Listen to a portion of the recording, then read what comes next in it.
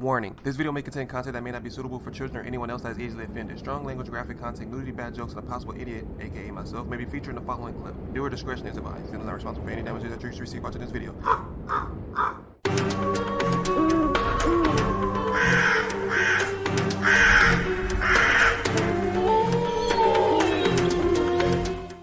Hey, what's up, y'all? It's Zims, and welcome to I Will Not Go Into These Mountains Alone, the story of the most haunted mountain range in America. This video is by the Paranormal Files official channel. So if you haven't already, be sure you swoop down to the description box, click on that link, and go watch the video in its entirety while we pausing, talking through the whole thing. Then, I tell you guys all the time, when you go out to any wilderness, any woods, mountain range, you hike it, anything, please do not go alone. And if you do go, please take some kind of weapon or something with you to help stop whatever it may be out there. But if you're dealing with ghosts, then maybe take a Jesus cross or something like that and just pray for the best. This video was recommended to me by Lionface, so thank you so much for that. I appreciate it. If you guys have any more recommendations, feel free to let me know down in the comment section, and I'll look over those and get back to you. But for now, let's get it. Let's go. And I also skipped a little bit ahead only for copyright purposes. You can't really post the whole video, and the first part was just talking about the feeling of the mountains and Corey's expertise and whatnot, being a tour guide and all that good stuff. You guys didn't really miss too much. It was just kind of explaining like who this guy is. I'm Corey Daniel, professional guide down here in Phoenix, Arizona with the Paranormal Files, and we are standing on the northwest edge of the Superstition mountain range. What you're looking at here in the background is 5 interconnecting volcanic calderas, which are underground volcanic systems, which exploded or formed, more appropriately, a dome about 28 to 30 million years ago. And they used to be about 3 times higher than they are now. They have worn down over the years. Back when this was blowing up for about 5 to 8 million years, geologists believe, this whole area was uninhabitable. There was just gas and clouds and ash everywhere. It still look These like cliffs it. you're seeing right behind me are welded tough and tough. The Superstition mountain range is agreed upon by all geologists to be probably the most vicious and roughest mountain range in the lower 48 states. I can believe it. There's nothing out there besides this big old piece of mass just sitting right there. It looked like it holds a lot of spiritual type like energy and whatnot. It just looks creepy. I don't know if you guys realized it from the beginning of the video, but there's no birds, crickets, locusts, anything, grasshoppers. There's none of that out there right now. I'm not hearing it. I'm not seeing anything. That right there raises a red flag for me. If I don't see or hear any kind of animals, I probably won't go in that area or in that vicinity. But that's just me. It is not a place to be taken lightly. There are deaths up here regularly every year from hikers, and that does not include the murders. It does not include the mysterious disappearances dating all the way back to the days of the Jesuits, and that's Jesuits. why we're talking about the Paranormal Files today. Everything in the Superstition Mountains centers around Apaches and the local gold. natives. And it's ironic because there's never been any gold found in this mountain range. In Or fact, geologists say that this type of rock formation does not allow for gold. There's been gold all the way around it. If you go off to the west, we're going to be at Goldfield in a little bit here. Fields of gold. It's called Goldfield. And they mine gold there. One of the richest gold mines in the entire state historically has been in that little town, the ghost town What's that we're the going to be catch? in. If you go to the other side, the town of Superior, Globe in Miami, Arizona, not Florida. There's gold all through there, and copper and other heavy metals as well, silver and some other stuff, but nothing really in the mountain range. That being said, the stories and the hunters and the gold hunters and treasure hunters have been coming out here for hundreds and hundreds of years. This mountain range it's gone by dozens of names. Today it's called the Superstitions. If you're a local, you know it as the Soups. If you want to sound like a Phoenician from Phoenix, we call them the Soups. It's had dozens and dozens of names depending on who was living here at the time. The Apaches knew this mountain range as... Or we can name it together. We're going to call it Haunted Rock. Spiritual Mass. Yeah, I like that one. We're going to go with Spiritual Mass for our channel. the abode of the Thunder Gods, and they still refer to it as that.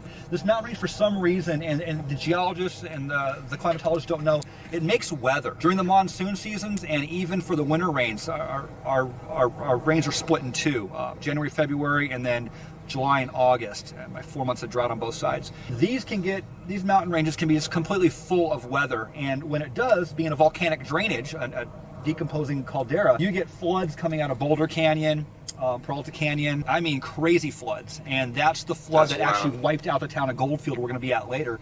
Back in, I want to say 1898, and it flooded out the entire town and filled up all the passages and scrambled all the gold in the mines. They had to shut it down. They couldn't get back to the gold again. So what he's telling us is, any brave soul out there that may want to find gold, you want to go here and go to that town. But there's a catch. You may die. But I mean, it's a small price to pay for much fortune. You get what I'm saying? No money is greater than life. But do want some gold gold nuggets or some gold bars, you know what I'm saying? 2 chains with one in the grill and the 2, but... So it's a treacherous mountain range. I'll tell you, as a professional guide, as a hunter, as a botanist who goes out looking for plants and Indian ruins, this is the one mountain range I will not go into alone. I have an extremely healthy respect for this mountain range. I backpack solo and backcountry off trail as a minimalist, and I don't go in here alone. There are people who have hiked these mountains for years and years and one day just wind up dead. Yeah. The gold stories that permeate this entire mountain range all center around the Peralta family, and Peralta was down here in the mid-1800s. He supposedly found a mine. He didn't find a mine. He found gold, and he was mining it right back. You can see that little peak right back in there in the foreground. Just over that is Massacre Grounds. And Massacre Grounds is where Peralta's men, actually 400 of them, died. They were massacred by the Apaches. Ooh. Like I said, the Apache call this the abode of the thunder gods. It is equivalent to a church to them, and they wanted Peralta out of here. He would not leave. He even informed them that they were all no longer Apache, but they were now Mexicans. Yes. And the war was on. While this is the story, and a lot of historians will tell this story, there's no actual proof, and it's one of those weird things. There's no hard copy on that. People have looked and looked and looked. However, people have a lot of paranormal experiences right back in there on Massacre Grounds. So... Apparently 398 people, as the story goes, were massacred there.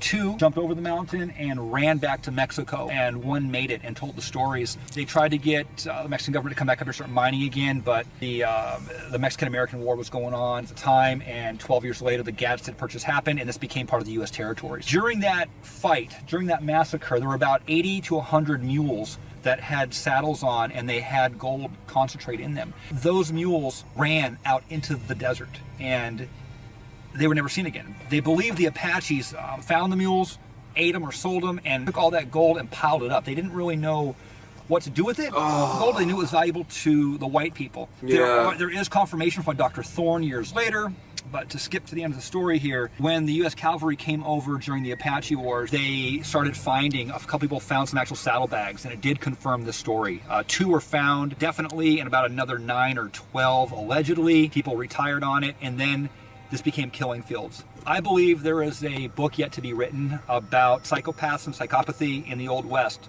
You know, we romanticize about the cowboys and the Indians, about the gambling and the shootouts and the law enforcement, but what you never hear about are the dregs of society that went west, that got pushed west on the frontier, where there was no law, to where they could dry gulch anyone and take their wagon and their horse and just commit murders willy-nilly. Yep, I'm telling you guys. I think I said that in one of my last videos, like how far humanity has come. Like, a lot of people don't realize how much murder was built upon certain parts of land and whatnot. War has been a thing since, like he said, the beginning 1800s and beyond that. Lots of murder that we're probably walking by every day not knowing the whole backstory, because law wasn't a thing. Like he said, it wasn't really known, or there was no laws in certain parts, you know what I'm saying? People was like Midwest, you want something, you gonna take it, or you're gonna give it to me. It's either one of the two. It's not no third option. You get what I'm saying? He's very knowledgeable. I can see that already. He's had a lot of backstory and evidence to back up all of the stories that he's putting forth to us. Like, farcical to see how much gold was just left unattended on those mules, because no one would just leave, you know, mules unattended unless something scared the heck out of you, or you didn't have no time to grab it and you dipped out. And the natives, like he said, Native Americans didn't really understand what it was or what it was for. They just knew that, you know, the white people at the time cherished it, or the white man, the natives called it, the white man didn't. They knew they cherished it, so they wanted to get rid of it and hide it, because they knew it would affect their pockets, they knew it would affect their, you know, communities, and bringing in food and whatnot, clothes and whatever may help them to survive to next winter, or, you know, whatever it may be. But yeah, this is a really good story. We're only 8 minutes in. Hope you guys are enjoying. Let me know down in the comment section what you think about this so far. But if a known tour guide says he's not willing to search something alone, this should give lots and lots of people the mindset of, hey, you know what, maybe I won't go search this mountain, because if he's saying it's bad, then I should probably listen. But most people, 9 times out of 10, are going to be like, oh, I don't believe it, I'm going to see for myself, and they wind up either dead, missing, or nowhere to be found. So it was well known back east during that time that there was gold up in these mountains and bags of it laying all over the place. And there's a lot of evidence that people were coming out here just bushwhacking people left and right. They found some bones not too long ago over that other hill on the other side of that mountain, and they think it may have been part of the Peralta massacre, but they're not sure. They've been finding headless people in here, bodies minus heads. Sacrifices. And then they'll find the head months later or years later, like wedged in a crack, you know, on some cliff 10 miles away, right? The primary story that these mountain ranges, that this mountain range delivers to us is that of Jacob Waltz and the Lost Dutchman. And he was a Prussian. He wasn't a Dutchman. He's actually Prussian. He came out here, and his girlfriend at the time, Ken T, she was an Apache. She showed him something up here. Whether she showed him a mine or Jesuit gold or the bags of the gold, we don't know. But those two are pulling gold out of here. I think it's Germany and Russian put together. I think that's what it is. Don't quote me on that, but I'm pretty sure that's what Prussian is. But I know it's in Central Europe somewhere. Where that mine was, we don't know, because Jacob Waltz took that knowledge to his death. On his deathbed, he allegedly said that the entrance to his mine is where the shadow of Weaver's Needle is cast at 4 o'clock in the afternoon. People have been looking with ground-penetrating radar where the shadow is with the sun on every day of the year. People have been at this for 100 years looking for this thing. No one's ever found it. They never will. So that's the primary story that surrounds. There's about 300 books, documentaries written about that lost gold story. And if you're chasing gold, this is a great place to, tear up boots and kill horses out here, because it's a very, very rugged mountain range. There have been people looking for this gold mine ever since about 1892, just after Jacob Waltz died. And that's when the headless people come in. There, like I said, there's famous stories. I'm not getting into all of them here. There's books Probably dedicated cursed to the people who have come out here from the east looking for this gold mine, only to have their bodies found later, minus a head.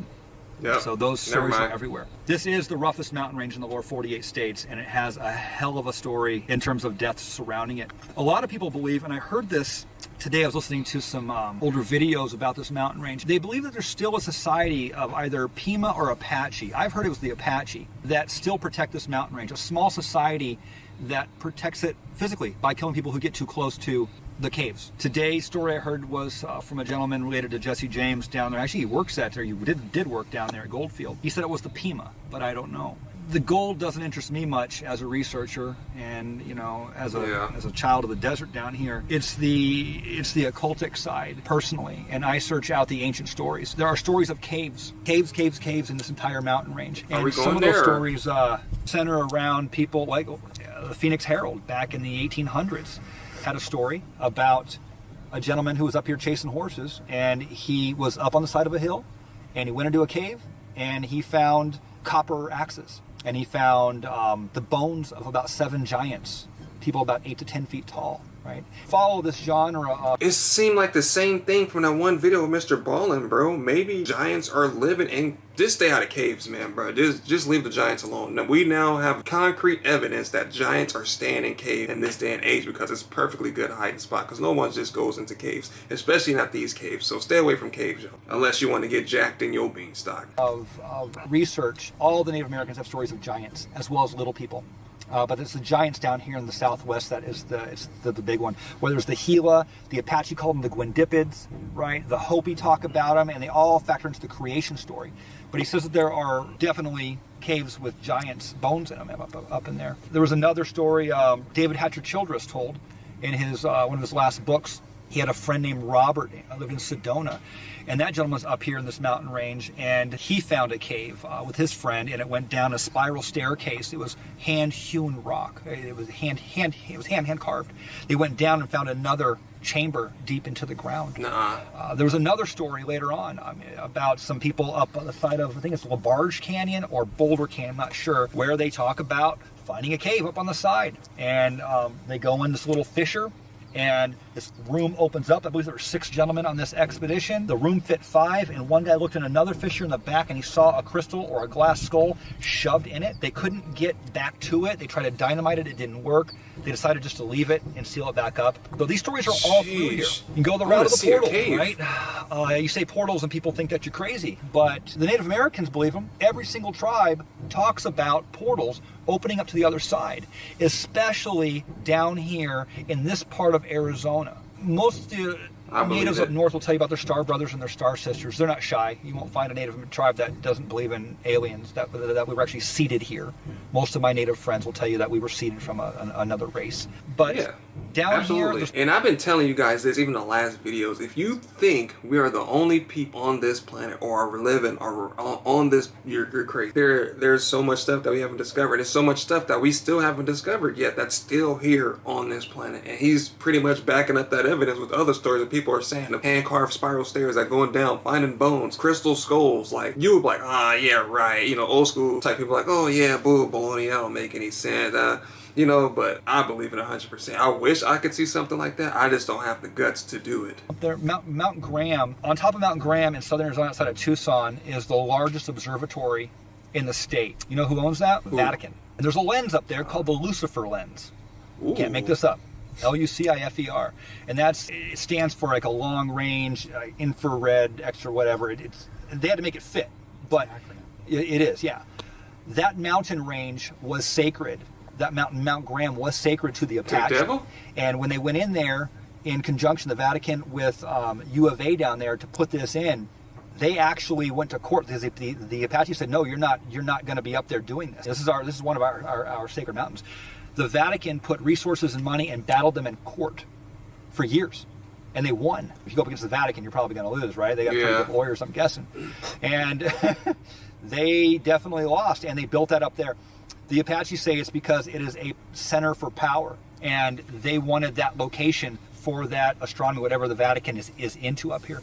You got another mountain range off to the, you can't see it from here, off to the southwest corner of... Like, nobody is about to go to court and battle for some land unless it has some significance behind it, and not battle for it for years. So they knew what that piece of land was capable of, and they wanted to keep it for themselves, and that's why they took it from the Native Americans, man. It's just like, you would not believe a certain object or a certain place would have power to be able to have, like, humanity to do certain things, but no, I feel like I'll jump into a portal and go somewhere I don't want to go and not be able to come back, because then I'll have to go back and fight another one. Called the Sierra de las Estrellas, the Mountain of the Stars. And that one features prominently with stories of the Pima and the Gila tribes talking about portals opening up. They say their gods used to come through. They would communicate with people back and forth. Right? I'll tell you a story. When I was cowboying in the western part of the state, a little town called Wickiup, I met a gentleman by the name of Jim Miller. He was an old prospector, old when I met him. And he told me that sometime in the mid-'80s, a gentleman came through who used to prospect in those mountains around Wickiup, Arizona, back in the 50s. And this guy just got out of the VA hospital back then, apparently. This older guy was old as well. He said that he used to run a mule and walk up into the Aquarius mountain range right there, and right in the wash, right in, I believe it was Sycamore Wash. He said he would see this portal open right there, right at ground level. And he'd throw rocks into it and it would disappear. So that's what happened. He said he was getting the courage to jump through it, and he never did. He had a plan to, like, I guess, tie a rope down to a chicken and throw it in there and pull it back. If it came out not, like, all messed up, he was going to go through, but it never opened after he got... Would you guys go through it? Damn. These stories are out in the comment section. You know, if you talk to people enough, especially the older people, they'll tell you these stories.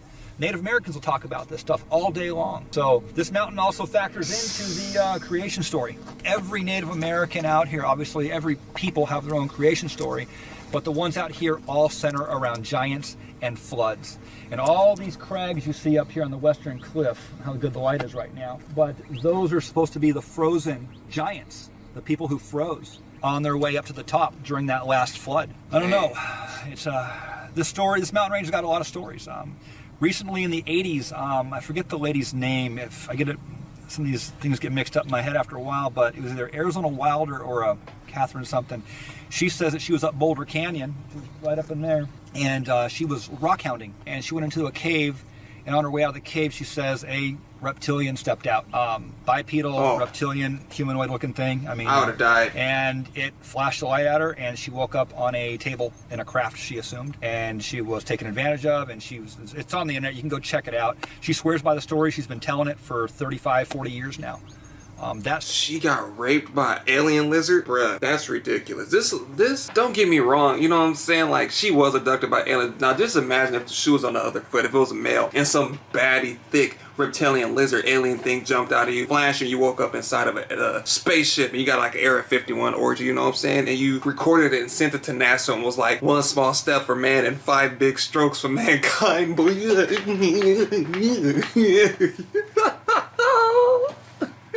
This kind of ties into, are we in a simulation or is this reality? A portal? Like, that's kind of hard to believe, but at the same time, when so many people say it over and over again, you kind of start to believe it. Some guy, 90-something years old, or 80, whatever he say, he was older, I'm assuming around 80, 70. You know, old people like to talk about stories and stuff that they seen. If they seen it and someone else said they seen it in, you know, relatively recently, and someone from way back then said they seen it, then it's probably a portal. Glad the guy didn't jump through the portal, because if he probably would have jumped through it, he probably would not be getting this story. But maybe he went through that portal and that portal went somewhere else, you know. Maybe if he stepped into the portal, what if it came out the sky, he would have fell to his death or something, you know. You never know. But I wish he would have tied a chicken and put it in there and pulled it back out and see what happened. Maybe we're asleep or something. Maybe this is all a dream. You never know. It gets too deep. I don't want to get too deep into it, but let me know down in the comment section what you think, and would you have jumped in that portal, or what would you have done if you'd have seen it? Obviously back then they didn't have cell phones, so they couldn't record it, but I mean, eyewitness account is something. But dang, she was in a cave and a reptilian jumped out. If the reptilian jumped out in front of me, he wouldn't have had to flash me in the first place, because I would have just collapsed from him jump scaring me, and the fact that it's a lizard yay high, you know what I'm saying, I would have just died right then and there. He just took him to the ship. Story is out here. So what do you think it is behind the mountains that makes it so eerie? I don't know, so many stories about it. What do you think causes that? No, I don't know. As a researcher, I hate to jump to conclusions and say I think it's this. I know that there are paranormal anomalies that never end. From the days of the Jesuits to the Spanish to the Mexican to the Indians to the Americans, things have happened. This mountain range has always been at the focal point. I know the government came in and turned it into a state wilderness. Now I got theories on that out west, right? America was filling up, and you got the National Park Service in 1919. Actually, 1912. The Grand Canyon became a park in 1919. That's the big one. But you have Yellowstone, Yosemite, all these places where paranormal activity happens, right? Told you. I don't know if you've been following that guy on the internet talking about missing people, 411 national parks. And if you are a government and you are controlling a phenomenon, what better way than to put it under the jurisdiction of the government? This became a state wilderness. Arizona has wildernesses, okay? We have state monuments and state parks, national monuments and national parks, and we have wildernesses. And these are really special areas. I think we have like 60 of them here. Only a man or a woman can go into a wilderness on foot with a horse. No motorized vehicles. You can't even hang glide over them. The only time you can put a chopper in there is for a medical evac. So they are completely primitive. Even when the Forest Service comes in to do work on the trails, it's all saw and axes. They're not even allowed to use any electric or motorized stuff at all.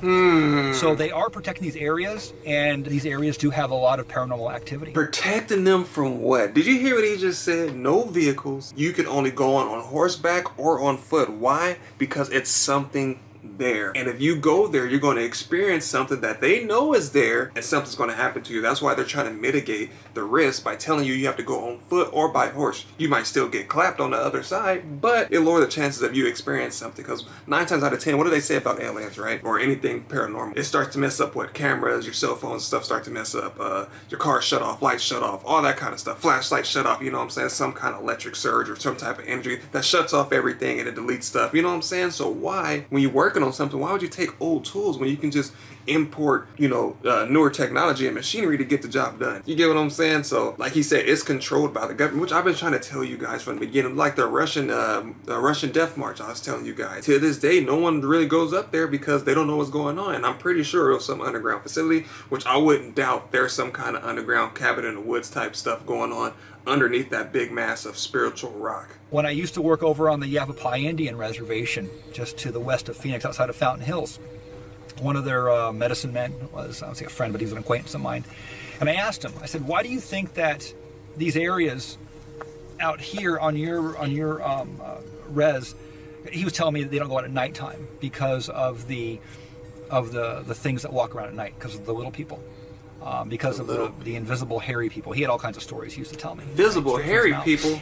And he says, well, as someone who studies this and thinks about it for my people, I think it has to do with electrical fields. There was a lot of power in Phoenix back in the day, because Phoenix is a very ancient, powerful place. As people grow and the electric lines come in and you guys industrialize it, those electrical fields, I think, push away these spirits and these entities from the other side.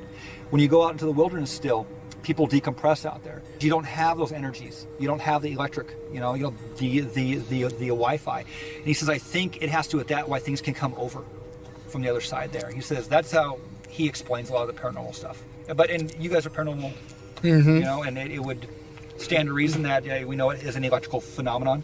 We know the computer was invented to reach the other side. Did you guys know that? No. Research the origin of the computer and the guy that did it. He invented the computer to talk to the other side. That's where it came from. I had no idea. Yeah, now the other side is hackers. On the internet, some old researchers have put that stuff together. Cool. Yeah. It's all electricity. Technology. That's new to me. Intertwined. On my website, I talk at great length about sorcery and about energy and about mysticism and physics and how it's the same thing, Back in the day, you had a king, and a king hired an alchemist, and he was down in the basements mixing sulfur and trying to transmute lead into gold, right? Today, you got MIT and Texas Instruments, funded by the government, down there bending space and time in some government lab. True. For DARPA. Facts. Interesting. Nothing's changed. Mm-mm. When the old world sent the Mayflower over, when the Spanish and the French and the English, right, the pinnacle of modern civilization at that time, as soon as they had boats, they came over. They knew this was here. Everyone knew that the world wasn't flat. They were going to fall off the edge of it. Sorry for the flat earthers out there, by the way. But they took advantage of the resources and they monopolized on everything out here. They grabbed it and they secured it and they are allocating it today. When we go to the moon or when we go out into space, when humans leave space, it's not going to be the cashiers.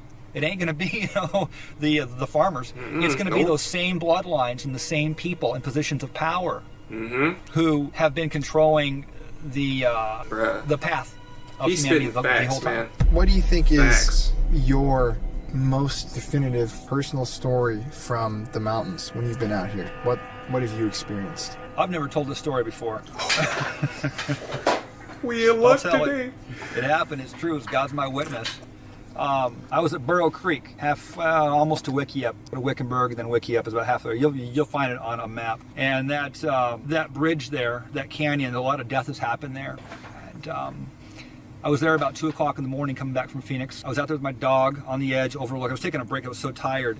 And I had my knife on me. I carried a knife back in the day. I was shoved in the front of my pants here. It was about a 3/4 moon night, maybe. And I was feeling, it was nice out first, and I started feeling creepy. Something was bad. Something was wrong. And then I went to something as... See that light out there, by the way? Do you think it's a hiker? Could very well be. Where? Back from the waterfall. The trail runs right up there. Is that a 3/4 moon? We're just over a half. It's almost 3/4, yeah. Yeah, get out of there, bro. No, it's close. It was Wait, if that's the moon, then what's this right here? What is this then? at night.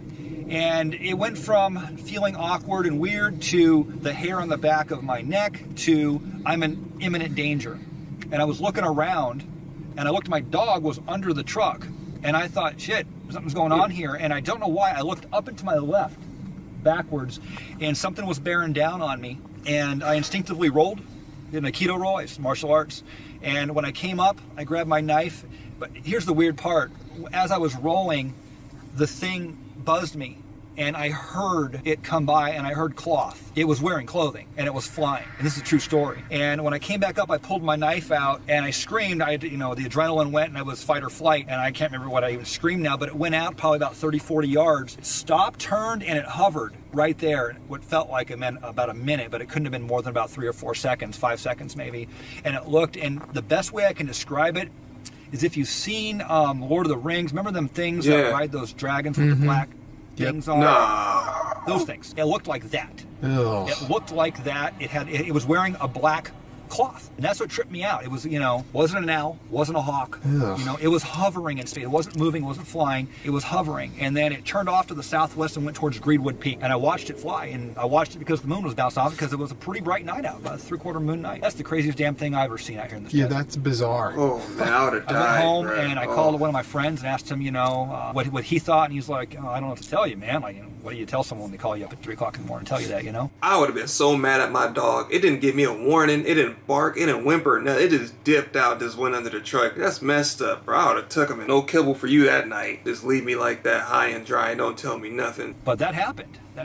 I've been in a canyon and I found this little pile of dirt, red. I remember that, and I was kind of drawn to it, and I sat down on it. I mean, within a minute, I got tired, and then I got more tired.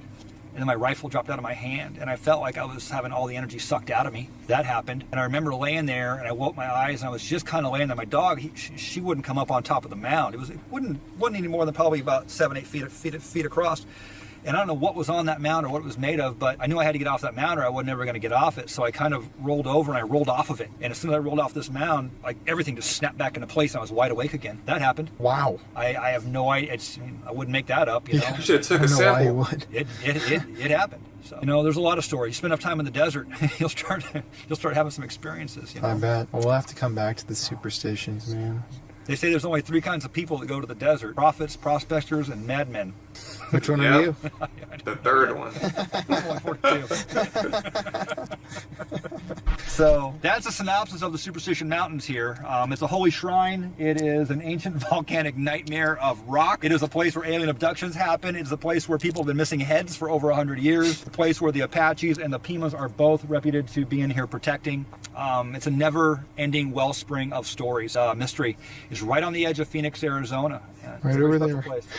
Do you think a number of people then have just died throughout this area that haven't been found yet?